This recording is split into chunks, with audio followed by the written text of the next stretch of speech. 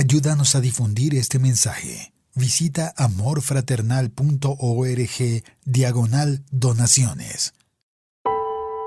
Estás escuchando El Rey que no ves, una serie de estudio bíblico del libro de Apocalipsis. Dice así, Apocalipsis 8, desde el verso 1, dice: Cuando abrió el séptimo sello, se hizo silencio en el cielo como por media hora. Y vi a los 7 ángeles que estaban en pie ante Dios, y se les dieron 7 trompetas. Otro ángel vino entonces y se paró ante el altar con un incensario de oro, y se le dio mucho incienso para añadirlo a las oraciones de todos los santos sobre el altar de oro que estaba delante del trono. Y de la mano del ángel subió a la presencia de Dios el humo del incienso con las oraciones de los santos. Y el ángel tomó el incensario y lo llenó del fuego del altar y lo arrojó a la tierra. Y hubo truenos y voces y relámpagos y un terremoto. Y los 7 ángeles que tenían las 7 trompetas se dispusieron a tocarlas. El primer ángel tocó la trompeta y hubo granizo y fuego mezclados con sangre, que fueron lanzados sobre la tierra, y la tercera parte de los árboles se quemó, y se quemó toda la hierba verde. El segundo ángel tocó la trompeta, y como una gran montaña ardiendo en fuego fue precipitada en el mar, y la tercera parte del mar se convirtió en sangre. Y murió la tercera parte de los seres vivientes que estaban en el mar, y la tercera parte de las naves fue destruida. El tercer ángel tocó la trompeta, y cayó del cielo una gran estrella ardiendo como una antorcha, y cayó sobre la tercera parte de los ríos y sobre las fuentes de las aguas. Y el nombre de la estrella es Ajenjo, y la tercera parte de las aguas se convirtió en ajenjo, y muchos hombres murieron a causa de esas aguas porque se hicieron amargas. El cuarto ángel tocó la trompeta y fue herida la tercera parte del sol y la tercera parte de la luna y la tercera parte de las estrellas, para que se oscureciera la tercera parte de ellos. Y no hubiera luz en la tercera parte del día y asimismo de la noche.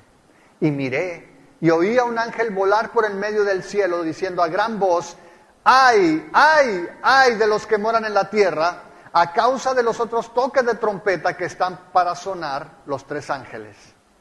El quinto ángel tocó la trompeta y vi una estrella que cayó del cielo a la tierra, y se le dio la llave del pozo del abismo. Y abrió el pozo del abismo y subió humo del pozo como humo de un gran horno, y se oscureció el sol y el aire por el humo del pozo. Y del humo salieron langostas sobre la tierra, y se les dio poder como tienen poder los escorpiones de la tierra. Y se les mandó que no dañaran a la hierba de la tierra, ni a cosa verde alguna, ni a ningún árbol, sino solamente a los hombres que no tuvieran el sello de Dios en sus frentes. Y les fue dado, no que los matasen, sino que los atormentasen 5 meses, y su tormento era como tormento de escorpión cuando hiere al hombre. Y en aquellos días los hombres buscarán la muerte, pero no la hallarán, y ansiarán morir, pero la muerte huirá de ellos. El aspecto de las langostas era semejante a caballos preparados para la guerra. En las cabezas tenían como coronas de oro, sus caras eran como caras humanas, tenían cabello como cabello de mujer, sus dientes eran como de leones, tenían corazas como corazas de hierro, el ruido de sus alas era como el estruendo de muchos carros de caballos corriendo a la batalla. Tenían colas como de escorpiones y también aguijones, y en sus colas tenían poder para dañar a los hombres durante 5 meses. Y tienen por rey sobre ellos al ángel del abismo, cuyo nombre en hebreo es Abadón y en griego Apolión. El primer ay pasó, he aquí vienen aún 2 ayes después de esto. El sexto ángel tocó la trompeta y oí una voz de entre los 4 cuernos del altar de oro que estaba delante de Dios, diciendo al sexto ángel que tenía la trompeta: desata los 4 ángeles que están atados junto al gran río Éufrates. Y fueron desatados los 4 ángeles que estaban preparados para la hora, día, mes y año, a fin de matar a la tercera parte de los hombres. Y el número de los jinetes, el número del ejército de los jinetes era 200 millones. Yo oí su número. Así vi en visión los caballos y a sus jinetes, los cuales tenían corazas de fuego, de zafiro y de azufre. y las cabezas de los caballos eran como cabezas de leones, y de su boca salía fuego, humo y azufre. Por estas 3 plagas fue muerta la tercera parte de los hombres, por el fuego, el humo y el azufre que salían de su boca.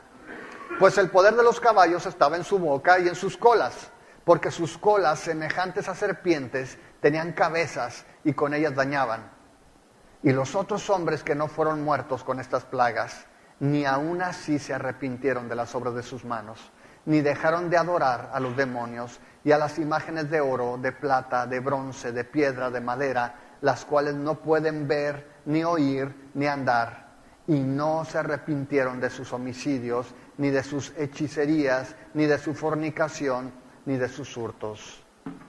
Amén. Quiero contar una historia. Espero que mis hijas y mi esposa no se ofendan conmigo. Si no, voy a echar mano del perdón de Dios. Pero hace casi un mes más o menos, o a principios de año más bien, ella está en un carro que comparten y yo casi no agarro. Yo uso el carro del trabajo. Pero por alguna razón agarré el carro y cuando lo agarré, lo prendí, salí de la casa y lo primero que veo es la luz de los frenos prendida. Y yo, ¿qué pasó? Primero que checo es que no está el freno de mano, porque a veces pasa, ¿no? Te vas con el freno de mano, pero no, el freno de mano no estaba puesto. Así de que empecé a probar los frenos. Llego a la universidad por mi hija y se sube y le digo, de casualidad, ¿no has visto prendido este foco? Me dice, sí, hace rato que se prende. ¿Y por qué no me has dicho nada? No, pues es que como se prende y se apaga, pues entonces, pues no pensé que fuera algo importante. Digo, cualquier foco que se prenda en el carro, por favor, avísame. Llego a la casa, pregunto y pues todos habían visto el foco, pero nadie me había dicho nada. ¿Por qué digo esto? Porque a veces en nuestra vida, yo no sé si te ha pasado, que tú pones la alarma, el despertador para levantarte a una hora particular, suena el despertador, oyes la alarma y lo que haces es que lo apagas y sigues durmiendo. ¿Te ha pasado? Es decir, a veces tendemos a ignorar las señales de alarma en nuestra vida.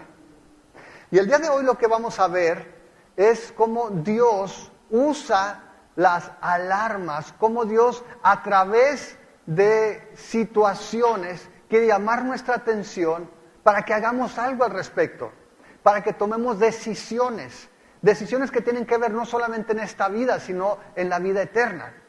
Y vamos a ver cómo en estos 2 capítulos podemos encontrar cosas tan dispares aparentemente como la oración, el juicio y el arrepentimiento.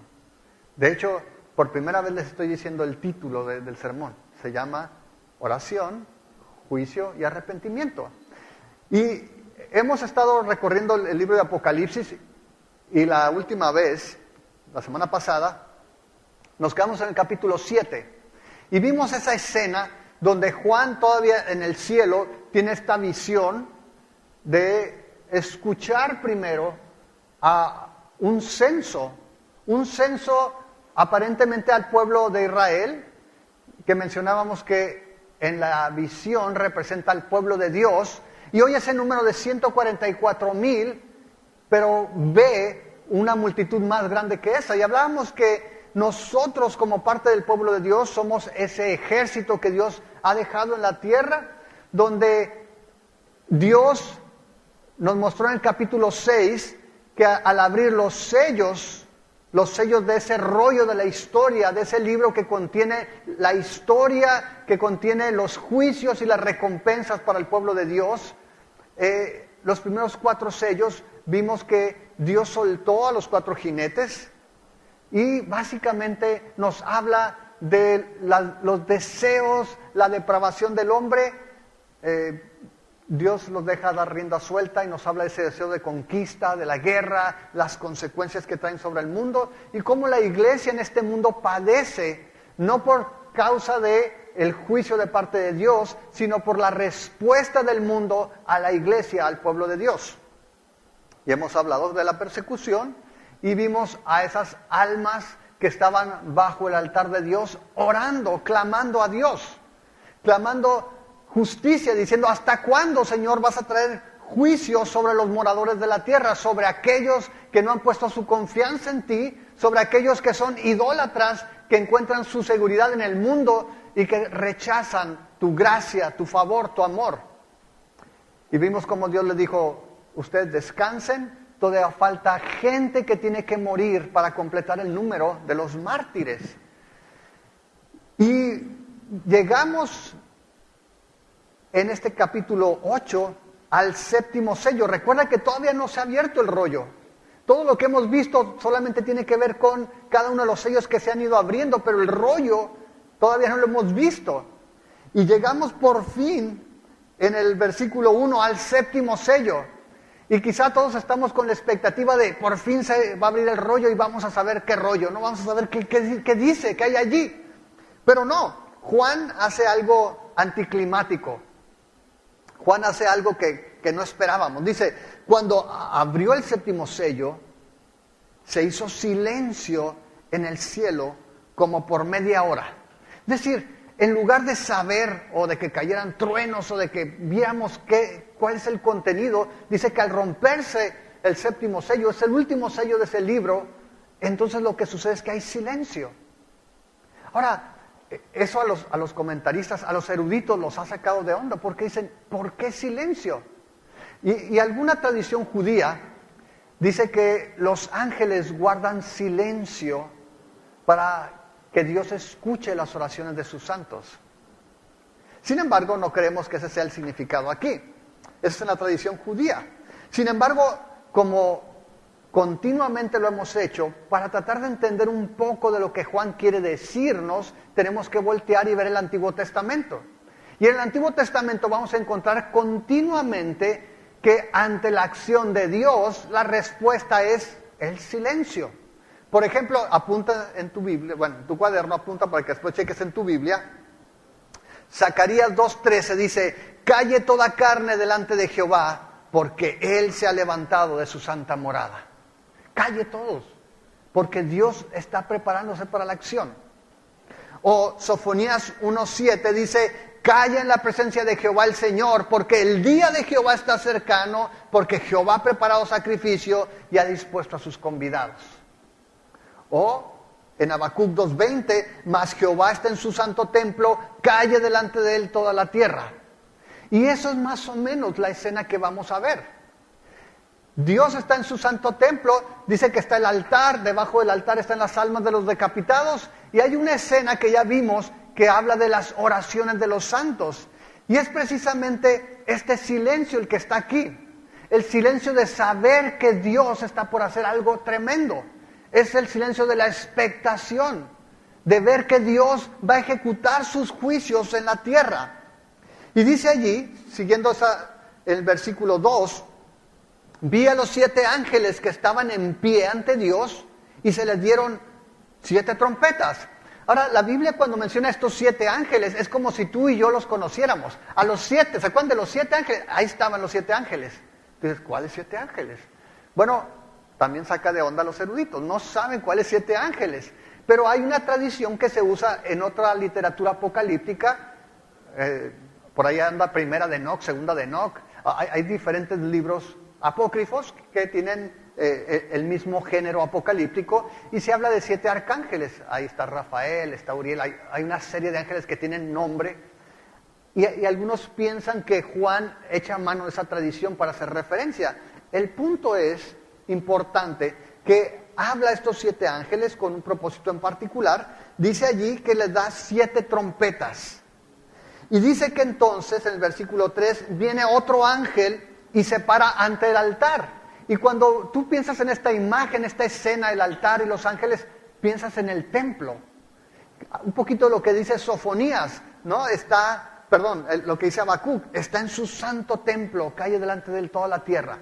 Y dice que este ángel, en el verso 3, se para ante el altar y tiene un incensario de oro y se le dio mucho incienso para añadirlo a las oraciones de todos los santos sobre el altar de oro que estaba delante del trono. Es decir, Juan sigue en el cielo, en esta visión, sigue viendo a Dios en su trono, sigue viendo al Cordero abriendo los sellos y ve delante del trono un altar. Ahora no es el altar del sacrificio. Este altar del que está haciendo referencia es el que está en Éxodo 30, que nos habla del altar del incienso.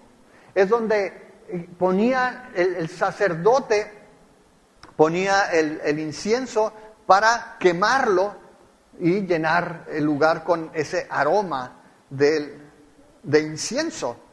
Ahora, dice que junto con el incienso, en el versículo 3, se le dio, dice, tenía las oraciones de los santos, de todos los santos que estaban delante de Dios, y dice que de la mano del ángel subió a la presencia de Dios el humo del incienso con las oraciones de los santos. Y lo que nos está ilustrando aquí es que cada oración de cada persona que es parte del pueblo de Dios es escuchada. De hecho, vamos a ver que no solamente es escuchada, Dios va a tomar acción basado en las oraciones de los santos. Es decir, quizá tú no, ni tú ni yo, hemos captado el poder, la importancia de la oración en la historia, no solamente de la iglesia, sino del mundo. ¿Se acuerdan cuando Jesús está con sus discípulos y le dicen, Señor, enséñanos a orar? ¿Y se acuerdan que Jesús les enseña cómo orar? Y lo primero que les dice cuando oren, van a orar así: Padre nuestro que estás en los cielos. Y comienza y les da las primeras peticiones. Glorifica tu nombre, que se haga tu voluntad en la tierra, que venga tu reino.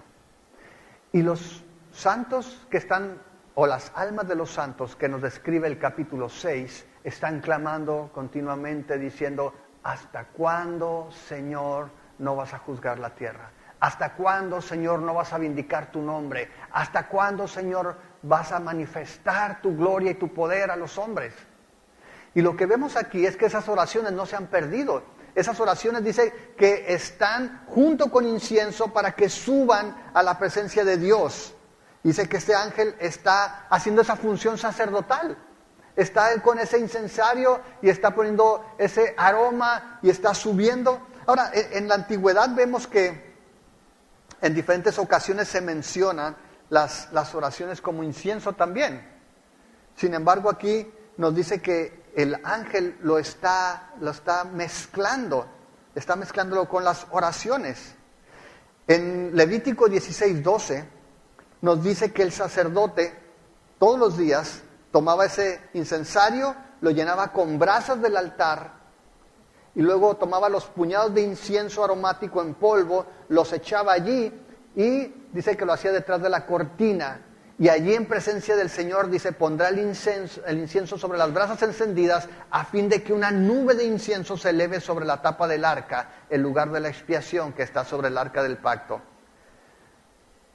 Aquí los ángeles, o este ángel en particular, está haciendo esta función. Está poniendo las oraciones con el incienso y dice que están subiendo a la presencia de Dios. Tú y yo somos animados, somos invitados continuamente a orar. Y no importa qué es lo que tú estás pidiendo, lo que tenemos aquí es la garantía de que todas las oraciones de todos los santos llegan a la presencia de Dios. Ahora, Dios siempre responde a las oraciones. Y a veces su respuesta es no. A veces su respuesta es no. A veces su respuesta es sí. Y a veces su respuesta es, espérate tantito, ¿no? Siempre responde sí, no o espérate, pero nunca deja de responder. Y lo que vemos aquí es que la oración tiene una influencia increíble en lo que sucede en nuestro mundo. Y posiblemente tú y yo hemos perdido la oportunidad o estamos menospreciando el poder que tiene la oración. Sea para que ores por tu familia, por algún amigo, por alguien que no ha conocido al Señor, sea para que ores como Jesús enseñó, para que Dios establezca su reino, para que se haga su voluntad, para que su nombre sea glorificado. Lo que vemos aquí es que Él siempre responde a la oración. Y Juan se lo está recordando a la iglesia que está siendo perseguida. Juan se lo está recordando a la iglesia que está siendo oprimida por el César en turno, por Domiciano, por el emperador que se ha proclamado como Dios y que está presionando, está persiguiendo a la iglesia. Y quizá mucha gente en la iglesia en esa época comenzaba a preguntar, ¿dónde está Dios? ¿Por qué no responde? Y Juan lo que quiere que la iglesia vea en aquel tiempo y en todo tiempo es que no hay oración que hagamos a nuestro Dios que no sea escuchada. Y no solamente eso, que no sea respondida también.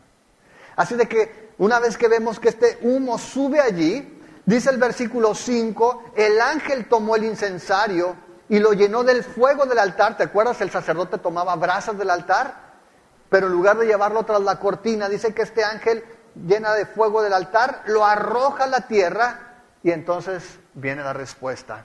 Dice, hubo truenos y voces y relámpagos y un terremoto. Es la respuesta de Dios a las oraciones.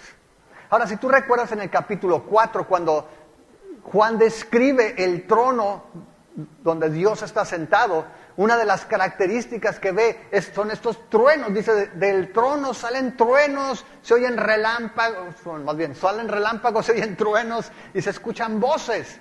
Y decíamos que esto habla de la grandeza de Dios, del terrible poder de nuestro Dios. Y aunque hemos hablado que Dios es amor, y aunque nosotros pensamos, o la mayoría de la gente piensa que Dios es buena onda, decíamos, Dios es terriblemente poderoso. No menosprecies su poder, no lo camarees, sin saber los límites, porque la Biblia no habla en vano del temor de Dios, de ese asombro, de esa admiración que debe despertar en nosotros un Dios que es todopoderoso.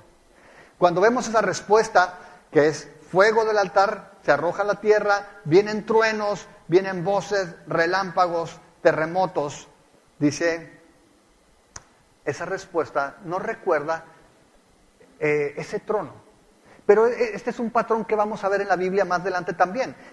Eso lo vimos en Apocalipsis 4:5, donde del trono salían relámpagos, truenos, voces. Y en Apocalipsis 11:19 dice que cuando el templo de Dios se abre en el cielo y se ve el arca de su pacto, dice que hubo relámpagos, voces, truenos, un terremoto y grande granizo. Y más adelante, en Apocalipsis 16:18 dice que entonces hubo relámpagos y voces y truenos y un gran temblor de la tierra, un terremoto tan grande cual no hubo jamás desde que los hombres han estado sobre la tierra. Este patrón del poder de Dios, de la manifestación, de la respuesta de Dios, un Dios que es terriblemente poderoso. Y lo que sucede entonces, a partir del verso 6, es que ahora los ángeles van a comenzar con esta acción. Dios está respondiendo a las oraciones de sus santos y entonces envía a estos ángeles con sus trompetas. Ahora, cuando tú piensas en las trompetas, lo que vamos a ver aquí, si tú piensas en las trompetas en el Antiguo Testamento, quizá se venga a tu mente la historia de Josué, cuando le daban vueltas a Jericó, y Dios había condenado a esa ciudad a la destrucción. De hecho, Dios le dijo, vas a ir a Jericó, no vas a pelear, van a dar vueltas, van a sonar las trompetas. Pero antes de sonarlas también, les dijo, van a pasar y no van a decir nada. Van a guardar silencio. ¿Se acuerdan? Daban vueltas y todos de arriba, no le estaban gritando, todos los de Jericó. Y los israelitas daban vueltas y dice, no digan nada. Y ellos pasaron en silencio hasta que llegó el tiempo de que los 7 sacerdotes sonaran las 7 trompetas y el pueblo gritara. ¿Y qué pasó? Toda la ciudad, los muros se iban a venir abajo y entonces el pueblo iba a destruir Jericó. Dios va a hacer algo así. Está llevándonos otra vez al Antiguo Testamento con este sonido de trompeta. Pero lo que vamos a ver es que esas trompetas, y van a seguir una secuencia similar a los sellos. 4 trompetas, así como 4 sellos, luego 2 trompetas y después la última trompeta. Como fueron 4 sellos, después 2 sellos y por último un sello. Una secuencia de 7 dividida en la misma manera. Y estas trompetas, las primeras 4 nos van a hablar de juicio que va sobre la naturaleza. Y las siguientes nos van a hablar de juicio directamente sobre los hombres. Ahora, las primeras 4 trompetas nos van a recordar las plagas de Egipto. Y el contexto de las plagas de Egipto era, si tú lo recuerdas, una nación que tenía sus dioses, donde el sol era uno de los dioses principales, Ra, y donde Faraón era el intermediario de los dioses, era el representante de los dioses, en sí mismo era divino. Y cuando Dios envía a Moisés para que se manifieste el poder de Dios a través de las plagas, lo que hacen las plagas es que van y golpean aquellas cosas que eran los ídolos, aquellas cosas a las que veneraba el pueblo de Egipto, incluyendo el río Nilo. El río Nilo con su crecida era el que le daba la riqueza a la tierra para que produjera. Así de que era una divinidad. Y Dios fue y destruyó todos esos ídolos para que la gente supiera que no había otro Dios fuera del Señor. Y dejó el último juicio directamente sobre las personas que no estaban bajo una puerta donde estuviera la sangre del Cordero en la Pascua. Y golpeó directamente al faraón para mostrar que no había otro Dios fuera del Señor.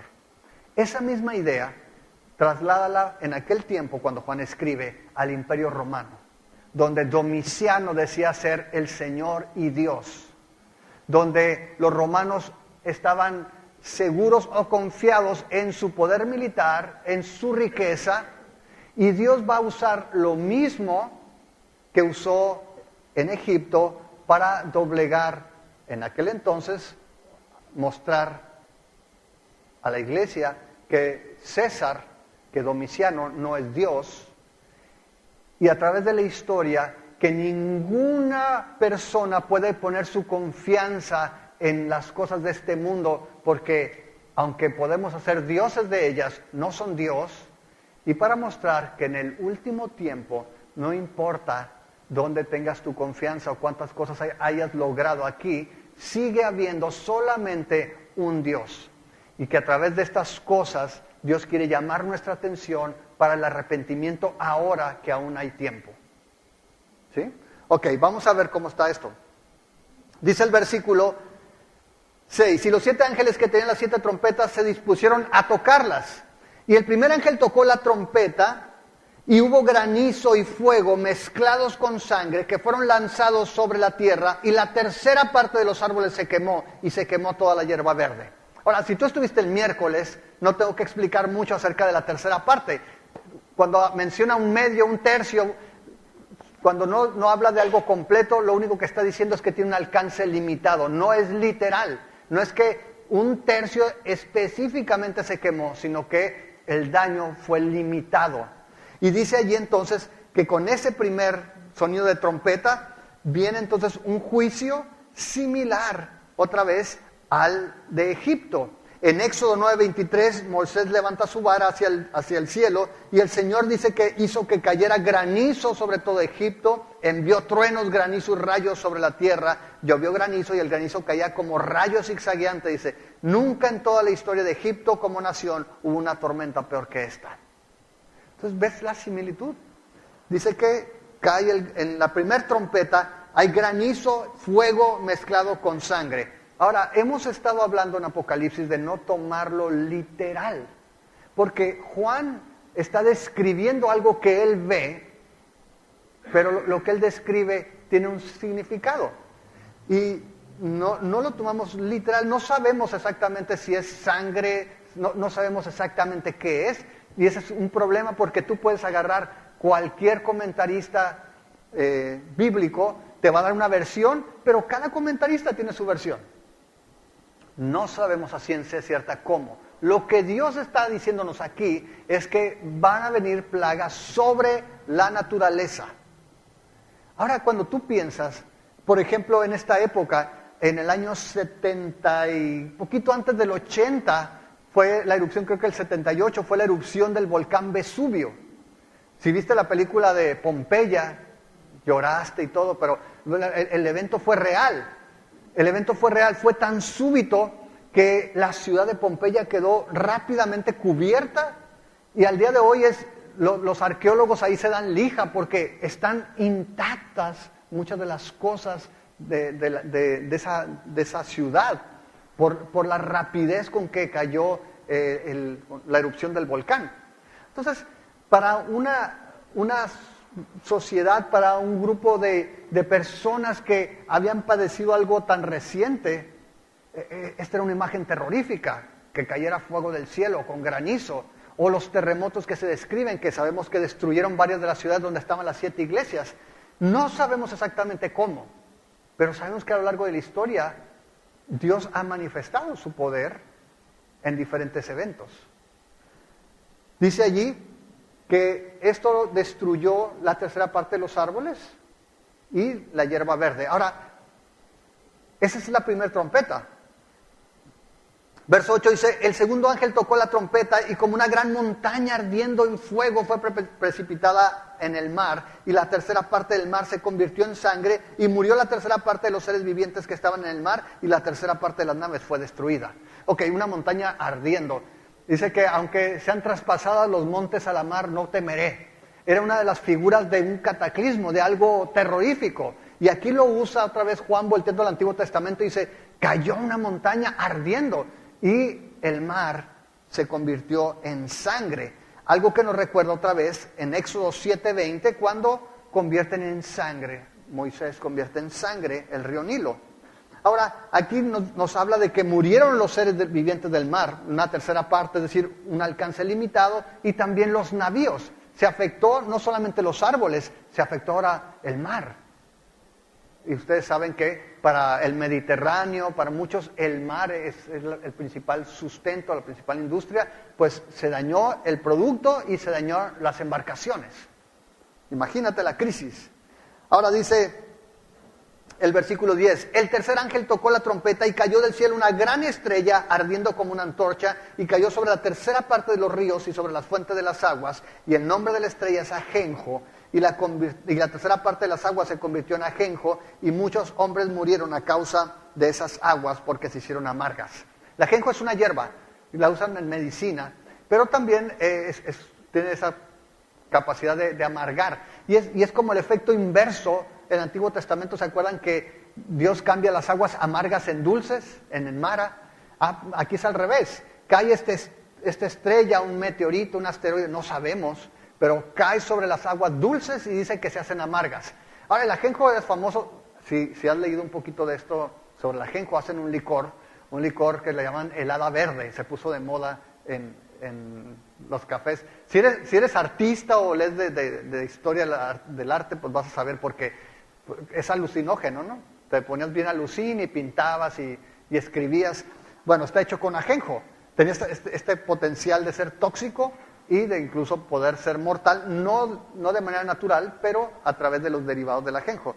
El asunto es que las aguas dulces, imagínate, ya tienes dañado árboles, tienes dañado mar, tienes dañado tus embarcaciones, tienes daño también en lo que son las aguas.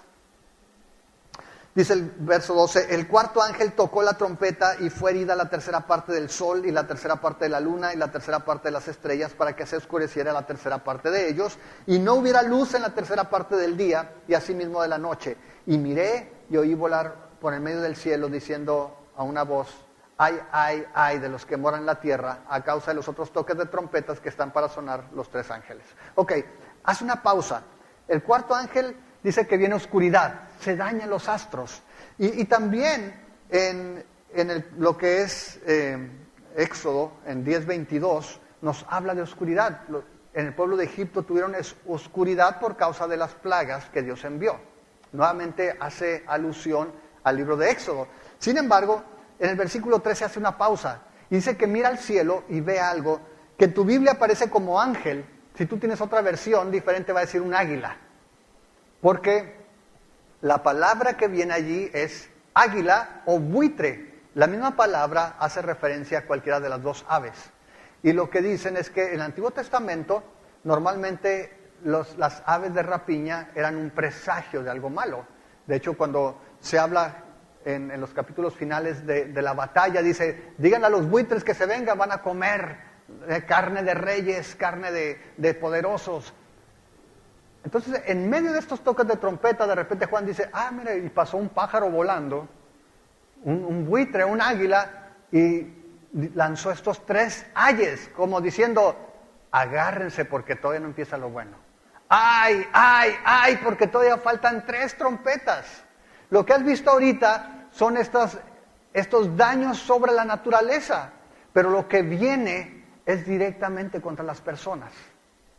Y es lo que vemos aquí. Llegamos al capítulo 9, dice el verso 1, el 5º ángel tocó la trompeta y vi una estrella que cayó del cielo a la tierra y se le dio la llave del pozo del abismo. Y abrió el pozo del abismo y subió humo del pozo como humo de un gran horno, y se oscureció el sol y el aire por el humo del pozo, y del humo salieron langostas sobre la tierra, y se les dio poder como tienen poder los escorpiones de la tierra. Y se les mandó que no dañaran a la hierba de la tierra, ni a cosa verde alguna, ni a ningún árbol, sino solamente a los hombres. Y mira esta parte, que no tuvieran ¿qué? El sello de Dios en sus frentes. ¿Te acuerdas de esto? ¿Cuándo fue? Capítulo 7, la semana pasada. Dijo a los 4 ángeles, detengan los vientos de los 4 ángulos de la tierra hasta que sean sellados los siervos del Señor en sus frentes. ¿Alguna vez has visto langostas? No de las que se comen, bueno, las dos se comen, pero no de las del mar, sino langostas, chapulines. 2 ocasiones, donde está la caseta de Libramiento a Obregón, en Guaymas, por ahí cerca hay unos huertos de naranja. Y en 2 ocasiones nos tocó venir de Obregón, donde estaba tapizada la carretera. Ibas en el carro y aplastando chapulines. ¿Sabes lo que me llamó la atención? Nunca los había visto, que se comían unos a otros. Los chapulines se comían a los que estaban aplastados ahí, se los papeaban. Yo sabía la naranja todavía, ¿no? Pero lo que habla aquí, en esta época, una plaga de langostas era impresionante. Llegaban a los campos y no dejaban nada. No dejaban nada. Ahora, cuando tú escuchas langostas, pasó en Éxodo. También hubo plaga de langostas. Pero también piensas en Joel, donde dice que la langosta, el saltón y el revoltón, ¿no? Y habla de diferentes etapas de la langosta. Pero habla de las langostas como un ejército voraz. Lo que vamos a ver en estas 2 trompetas que vamos a ver en el capítulo 9, es que las descripciones, si te fijas, toman mucho tiempo en describirnos lo que sucede en cada trompeta. Y lo segundo es que te habla de algo demoníaco. Demonios. No solamente algo que ataca a la naturaleza, sino de algo que ataca a los hombres. Y dice allí que estas langostas no eran langostas comunes, porque se les dice no coman nada verde. Las langostas por definición van sobre las plantas, pero aquí le dicen no vayan sobre las plantas. Dice el versículo 3, se les dio poder como el que tienen los escorpiones. ¿Alguien le ha picado un alacrán? Dicen que duele. ¿Sí duele? Ok, pues los escorpiones en el Medio Oriente son más chonchos. Entiendo que el veneno de los alacrancitos aquí es más potente que el de allá. Allá nomás te duele mucho también, ¿no? Pero dice, a estas langostas se les dio el poder como lo tienen los escorpiones. Y dice entonces que fueron a atormentar a los hombres por 5 meses. Y dice que los hombres iban a buscar la muerte en esos días, iban a ansiar morir, pero la muerte iba a huir de ellos. Y luego describe los escorpiones o las langostas que tienen poder de escorpión, dice el verso 7, eran semejantes a caballos preparados para la guerra. Joel los describe así en el capítulo 2 de Joel, verso 4, como caballos preparados para la guerra, tienen como dice coronas de oro. Y algunos comentaristas dicen, esa corona no era corona, era una melena rubia, ¿no? Estaba hablando de los bárbaros germánicos. Pero no, la corona normalmente representa la victoria. Entonces se les dio la autoridad para hacerlo. Y lo que quiero que veas es que en estas trompetas, aun cuando vemos las fuerzas del mal, del chamuco, teniendo actividad sobre los hombres, es Dios el que les ha dado autoridad. Dios está en control de todas las cosas. Y dice allí que estos, en el verso 8, tenían cabello como cabello de mujer. Sus dientes eran como de león. Y hay un comentarista que se apellida Bill, que habla de cómo, hablando del pecado, dice, esto es algo que tienes que hacer, porque normalmente el pecado se ve seductor. De hecho, por eso todos somos atraídos al pecado. Si el pecado doliera, no iríamos. O sea, si doliera de inicio, duele después. Pero de inicio lo ves como cabello de mujer. Pero él decía, tenemos que hacerla de dentista en toda tentación. Nada más dile, abre la boca. Y si le ves dientes de león, dice, entonces huye. No importa que tenga el pelo de mujer, si tiene dientes de león, córrele. El punto es que nos describe una apariencia, obviamente que no es de una langosta normal. Habla de esas corazas como corazas de hierro, y el ruido de sus alas dice como el estruendo de muchos carros de caballos corriendo a la batalla. Ahora, obviamente que dependiendo de la perspectiva podemos interpretar de diferente manera. Teniendo en cuenta el contexto histórico, hemos hablado de los partos. Hablamos de los partos, que era la nación que estaba en el borde del río Éufrates. Y los partos decíamos que eran ese ejército que tenía esos caballos, los arcos, lo vimos con el jinete, con el primer jinete, que primero tenían caballos blindados, ¿no? Tenían una caballeriza muy potente, muy poderosa, pero el azote de los romanos era los arqueros a caballo, los jinetes con arco. Porque dice que normalmente la estrategia era aparentemente una retirada, corrían, se dejaban ir los romanos y luego se volteaban los jinetes y empezaban a lanzar las flechas. Dice que eran una lluvia de flechas. Partia había derrotado 2 veces a Roma ya en este tiempo. 2 veces había derrotado a Roma. Y era el cucu de Roma. Le tenía terror. Y desde una perspectiva histórica, dicen, Juan lo que estaba haciendo era mostrar cómo Dios podía usar al ejército enemigo de Roma para acabar con Roma. Ahora, no nos serviría de mucho tener a los partos el día de hoy, salvo que Dios los volviera a levantar para que atacaran al anticristo o a alguien estuviera en turno.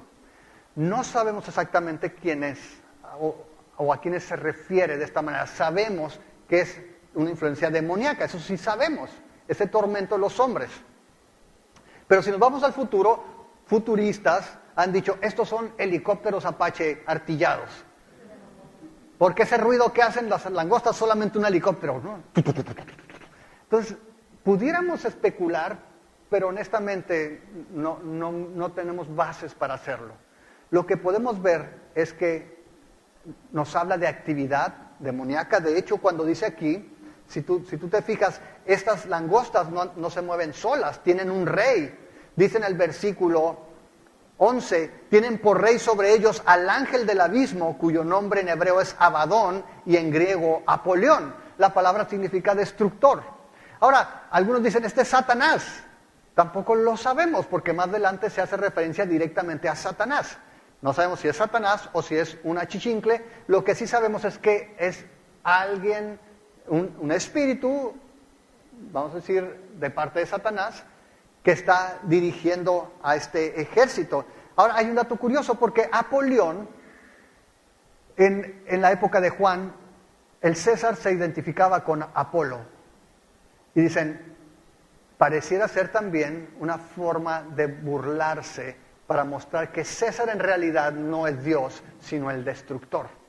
Pero nuevamente eso está en un contexto muy limitado históricamente. Lo que sí podemos ver, amada familia, es que esta influencia demoníaca a través de la historia no necesitamos necesariamente traernos unos chapulines poseídos para ver cómo a lo largo de la historia aquellas cosas que el hombre adora terminan destruyendo al hombre cuando no es Dios. Y puedes ver personas que no solamente por 5 meses, pueden ser 5 años o 5 décadas, padecen tormento por causa de su pecado, por causa de los dioses que se han formado, sea el sexo, sea las drogas, sea el alcohol, sea la avaricia, sea cualquier cosa que en este mundo nosotros tomamos y lo ponemos en el lugar de Dios.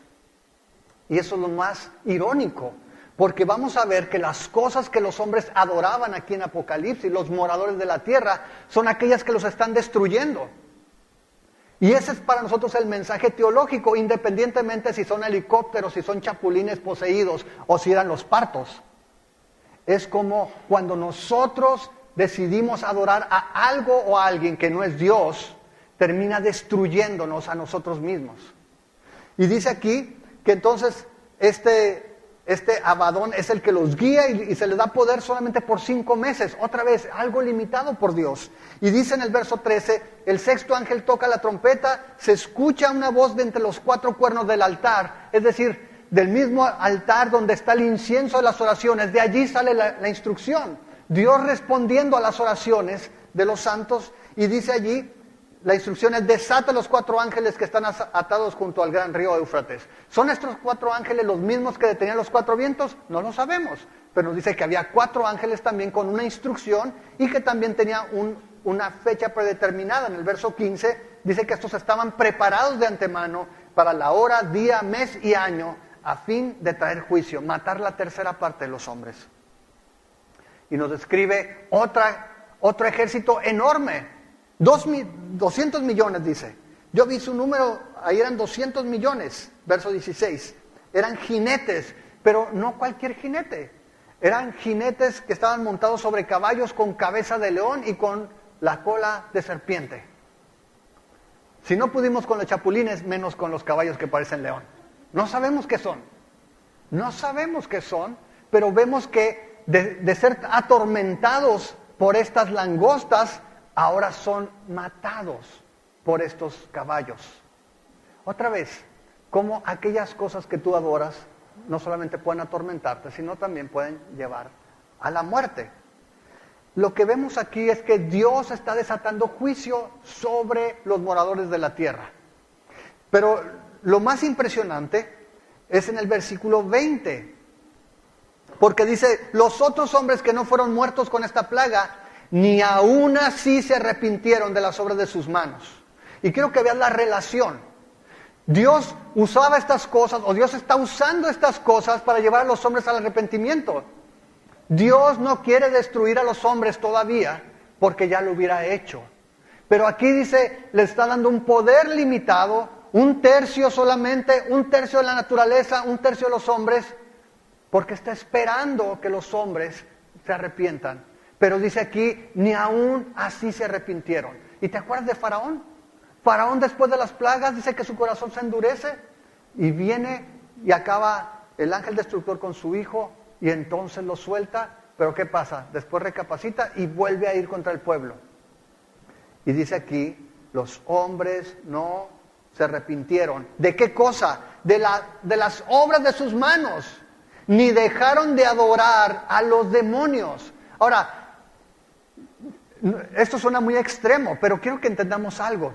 La Biblia nos dice claramente, y algunos comentaristas así atribuyen la oscuridad, cuando dice que una tercera parte queda en oscuridad. Dice, es la oscuridad de que los hombres están ciegos a la realidad de un Dios que quiere salvarlos. Cuando tú y yo no conocemos a Dios, Efesios así lo manifiesta, Efesios 2, dice que estamos nosotros muertos, dice que somos enemigos de Dios por naturaleza. Y Pablo mismo en 2 Corintios menciona que solamente cuando la luz de Cristo brilló en su corazón, sus ojos fueron abiertos para ver la gloria de Dios en la faz de Jesucristo.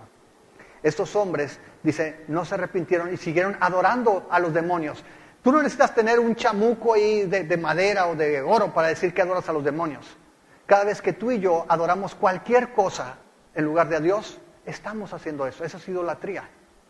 No importa lo que sea. Y es lo que menciona aquí. No se arrepintieron ni dejaron de adorar a los demonios, ni a las imágenes de oro, de plata, de bronce, de piedra y de madera, las cuales no pueden ver, ni oír, ni andar. Y no se arrepintieron de sus homicidios, ni de sus hechicerías, ni de su fornicación, ni de sus hurtos. No importa lo que tú adores, si no estás adorando a Dios, los resultados en tu vida no van a ser agradables a Dios. Ese es el punto. Las oraciones de los santos tienen poder. Las oraciones de los santos son escuchadas y Dios responde a las oraciones. ¿Y cómo lo hace? Lo hace ahorita, todavía lo está haciendo con trompetas para que volteemos. Y Dios usa un tornado, un terremoto, un huracán, para que la gente pueda voltear y ver a Dios. Pero aún así sigue habiendo gente que dice, nada, no pasa nada. Se prende y se apaga.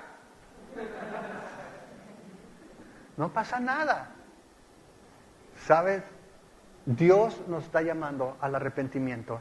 Y Dios nos está advirtiendo para que aún dentro de la iglesia no seamos tentados a adorar las cosas de este mundo. Porque si algo aprendemos en Apocalipsis es que nada de lo que está en este mundo va a permanecer. El punto es, si tú y yo entendemos esto. Esta gente dice que tenía de mascota a estos langostas, adoraban a los demonios y terminan matándolos. Como los que tienen mascotas exóticas. No sé si han visto gente que muere estrangulado por su boa o la pitón que tenía en casa de mascota. Dice aquí, ni así se arrepintieron. ¿Por qué no nos ponemos de pie? Y vamos a orar. Acuérdate que nuestra oración sube al cielo. Nuestra oración no queda sin respuesta. Entonces te voy a invitar a que ahí en tu lugar cierres tus ojos para que juntos podamos, primero que nada, orar a nuestro Dios y pedirle que Él también venga, como el clamor de la iglesia que encontramos en Apocalipsis. Señor, ven. Señor, nuestro anhelo es que también en esta tierra tu voluntad sea hecha. Así como tú nos enseñaste a orar en tu palabra. Te pedimos, Señor, que tu nombre sea glorificado. No solamente con nuestras palabras, Señor. Queremos glorificarte con todo lo que somos. Señor, escudriña nuestro corazón. Danos un corazón sensible, sabio, que podamos responder de manera apropiada a cada trompeta que tú suenes, Señor. A cada situación, a cada evento que cotidianamente, Señor, podemos ver. Tu poder se manifiesta, Señor, en diferentes situaciones. Danos un corazón sensible para responder en adoración. Que no seamos como los hombres que se describen en el libro de Romanos, que en lugar de darte gloria a ti como el Creador, prefirieron adorar a la creación. Señor, que nuestra confianza no esté puesta en ninguna cosa de este mundo, que nuestra confianza completa descanse en ti, en el Señor, en el único Dios verdadero. Señor, y te pedimos por cada persona que no te ha conocido, para que puedan experimentar tu gracia, tu amor, y puedan rendirse ante ti, el único Dios y Salvador. Escuchaste El Rey que no ves, una serie de estudio bíblico del libro de Apocalipsis. Encuentra más estudios bíblicos en amorfraternal.org. Síguenos en redes sociales, Instagram, YouTube y Facebook.com/amorfraternal.org.